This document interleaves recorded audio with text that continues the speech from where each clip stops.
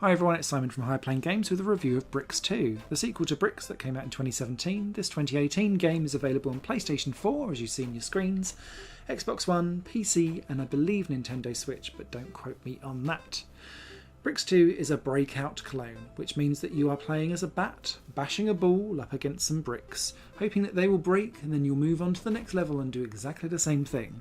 This game is one of the earliest examples of video games, and when done really well, and I'm thinking Shatter here, as well as a couple of others, Grey Goo is another one,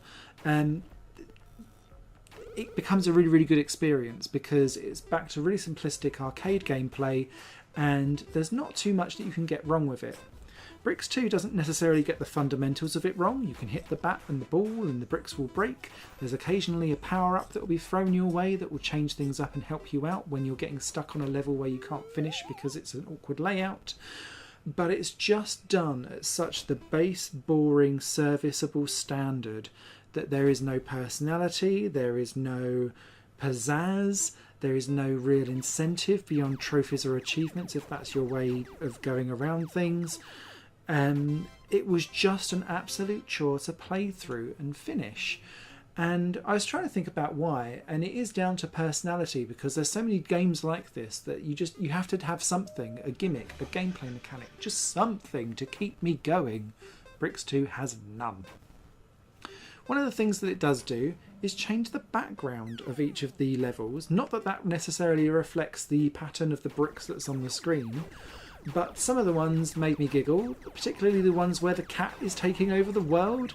But it's always on those levels that they change the ball to neon green, and because the cat's firing lasers and the whole screen's like exploding everywhere, it made it really difficult to actually see what the hell was going on.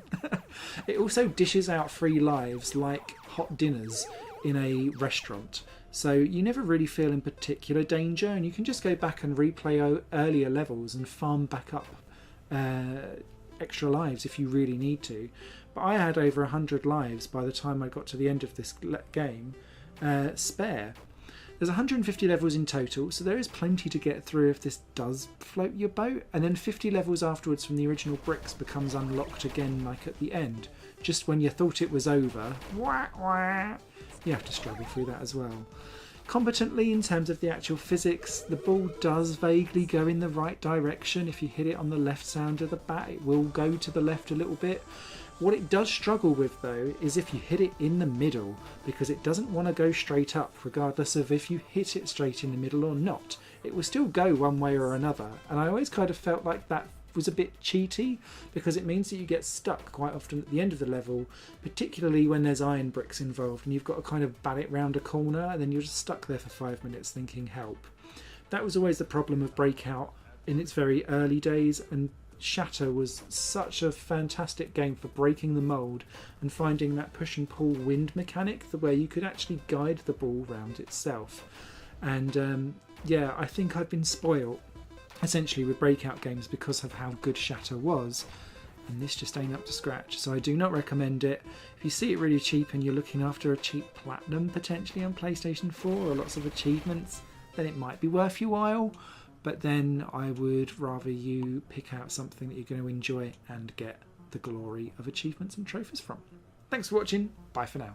This channel is just one of my many projects that cover games, music and film. If you enjoy any of these and would consider supporting me to develop further in the future, you can do so by visiting patreon.com/Satorimon. Thank you for your time and for watching the video.